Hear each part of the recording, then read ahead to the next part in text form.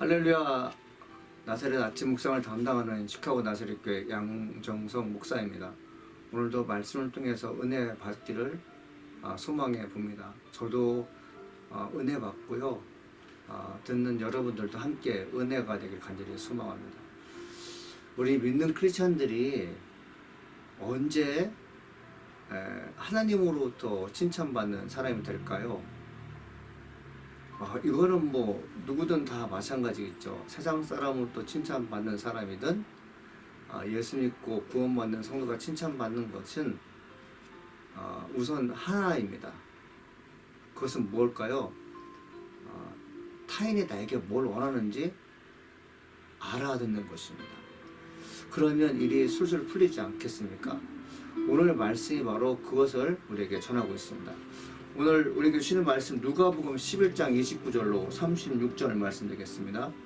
무리가 모였을 때 예수께서 말씀하시되 이 세대는 악한 세대라 표적을 구하되 요나의 표적밖에는 보일 표적이 없나니 요나가 니느웨 사람들에게 표적이 된 것 같이 인자도 이 세대에 그러하리라. 심판 때 남방 여호와 일어나 이 세대 사람을 정죄하리니 이는 그가 솔로몬의 지혜로운 말을 들으려고 땅끝에서 왔음이거니와 솔로몬보다 더 큰 이가 여기 있으며 심판 때 니네 사람 일어나 이 세대 사람들을 정죄하리니 이는 그들이 요나의 전도를 듣고 회개하였음이거니와 요나보다 더 큰 이가 여기 있느니라. 누구든지 등불을 켜서 속에나 말 아래에 두지 아니하고 등경 위에 두나니 이는 들어가는 자로 그 빛을 보게 하려 함이라. 내 몸의 등불은 눈이라. 내 눈이 성하면 온몸이 밝을 것이요 만일 나쁘면 내 몸도 어두리라. 그러므로 내 속에 있는 빛이 어둡지 아니한가 보라. 내 온몸이 밝아 죽음도 어두운 데가 없으면 등불의 빛이 너를 비출 때와 같이 온전히 밝으리라 하시니라. 아멘. 오늘 아침 묵상 제목은 표적을 구하는 불신앙, 영적 시각을 구하는 신앙이라는 제목으로 하나님 말씀을 나누도록 하겠습니다. 예수님께서 무리들을 향해서 뭐라고 말씀하십니까? 이 세대는 악한 세대라 이렇게 말씀하십니다. 왜 예수님은 주변에 있는 사람들에게 칭찬과 격려와 소망을 주는 말씀을 하지 않고 그 당시 백성들에게 이렇듯 험한 말씀하셨을까요?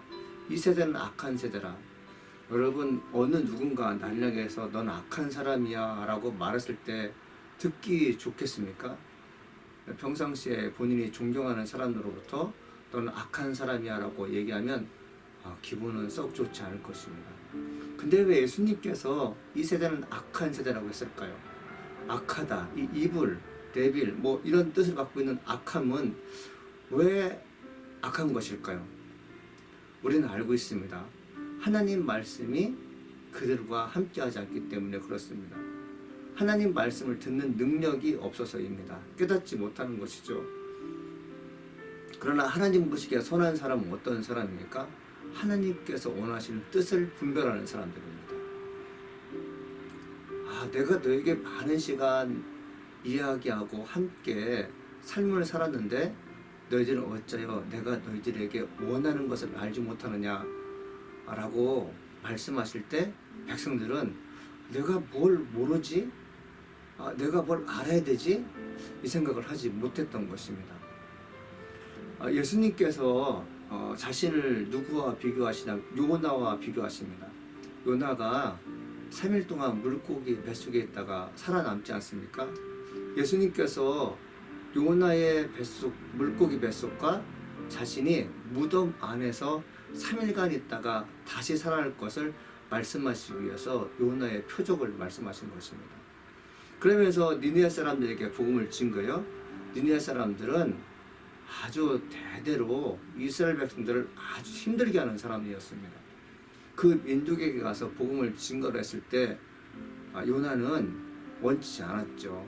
결과적으로 그는 고기밥이 되어 3일 동안 죽다가 살아난 후에 이제 복음을 증거하게 됐는데 요나조차도 믿기 어려운 일이 발생하게 됩니다. 도무지 복음을 증거하게 되면, 회개하라는 말씀을 증거하게 되면 듣지 않을 것 같은 백성들이 하나님께 돌아온 역사가 일어나게 됩니다. 예수님께서 뭐라고 말씀하십니까? 요나가 복음을 증거할 때도 니느웨 백성들이 회개했건만 오늘 내가 요나보다 뛰어난 하나님의 아들 예수가 너희들에게 복음을 증거함에도 불구하고 너희가 돌이켜 회개하지 않는다, 이렇게 말씀하시는 것이죠. 사랑하는 여러분, 예수님의 답답함이 성경에 표현되고 있습니다. 우리가 하나님의 사람으로서 살아갈 목적 중에 하나가 뭐냐면 주님의 마음을 시원케 하는 것입니다. 하나님이 나를 보시기에 넌 참 내가 마음 편하게 쓸 수 있는 사람이야 라는 음성 듣는 것이 참 좋은 것이죠. 그렇다면 왜 그 당시에 사는 사람들은 예수님을 몰라봤을까요? 뭐가 있습니까? 오늘 말씀 보니까 이게 등불의 비유를 통해서 말씀하고잖아요.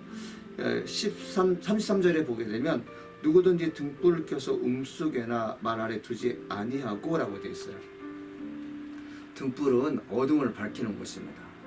등불은 대낮에 등불을 켜놓지 않아요. 어두울 때 켜놓습니다. 왜 그럴까요? 사물을 잘 보기 위해서 그렇죠. 내가 타인의 얼굴을 보기 위해서 그렇지만 내 위치를 알리기 위해서라도 등불은 저녁에 필요합니다.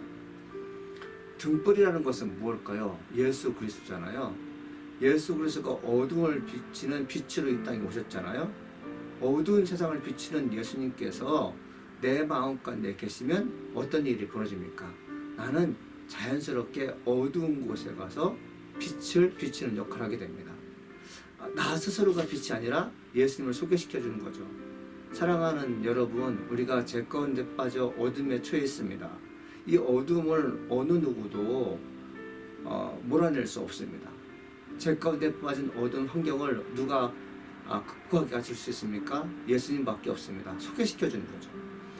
근데 여러분, 등불이 없는 사람들은 어떻게 합니까? 등불에 대해서 소개시켜 주지 못해요. 즉 전도하지 못합니다. 그래서 예수님께서 말씀하시죠. 어떤 미련한 사람이 등불을 음속이나 말 안에 두겠느냐? 등불을 상자 속에 감춰놓고 사는 사람이 어디 있겠느냐? 등불은 어둠을 밝히는 물체이고 그리고 아주 중요하고 기묘한 것인데 그 물체는 바로 어두운 곳에 있는 듯이 너희들의 마음 가운데 예수 그리스도가 등불로 존재한다면 세상은 벌써 환해졌을 거라 얘기하시는 거죠. 그래서 예수님께서 아주 의미 있는 말씀하시는데 내 몸의 등불은 눈이라 되어 있어요. 우리 몸에도 등불이 있다고 말씀하죠. 그게 무엇입니까? 눈이 등불이라는 거죠. 여기서 이제 눈이라는 것은 뭐냐면 영안이 열린 상태를 말한 거죠. 예수님께서 기적을 행하십니다. 보리떡 5개, 물고기 2마리로 5,000명을 먹이시잖아요.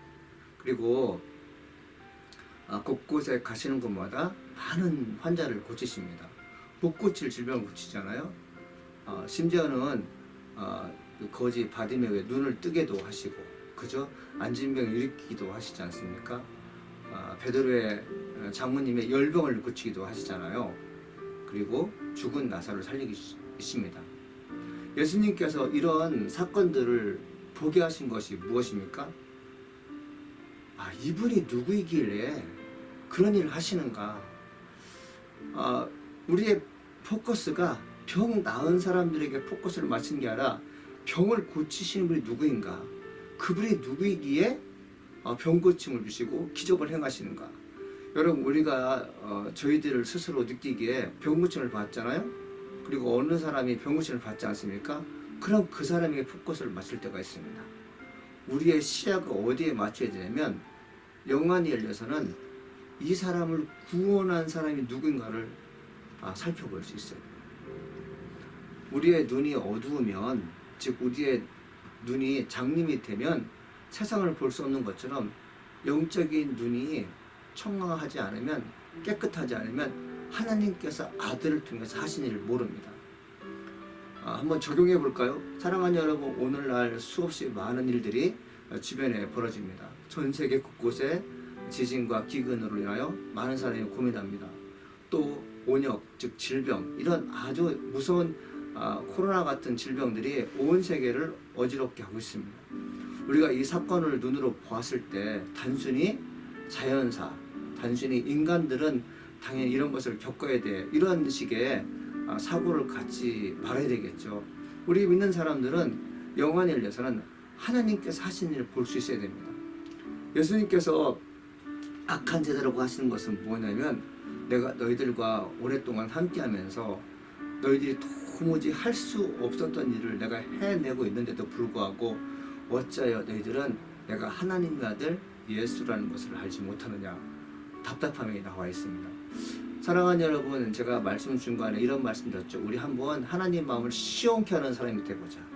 야, 너는 어쩜 그렇게 내가 너에게 말하고자 하는 뜻을 잘 이해하느냐. 내가 너를 통해서 하나님의 영광을 나타낼 것이며 너와 함께 이 땅에 속한 많은 사람들을 구원하는데 함께 하자는 이 제안을 받는 그런 분들을 간절히 소망해 봅니다. 사랑하는 여러분, 표적을 구하는 불신앙보다는 영적 시각을 구하는 신앙을 갖기를 우리 한번 이를 위해서 기도하는 성도분 되기를 간절히 소망해 봅니다. 기도하시겠습니다. 은혜가 풍성하신 하나님 아버지 감사합니다. 불신앙은 바로 기적을 구하지만 하나님의 나라를 구하는 사람, 바로 예수가 누구인지 아는 사람들은 영적인 시야가 열린 사람입니다.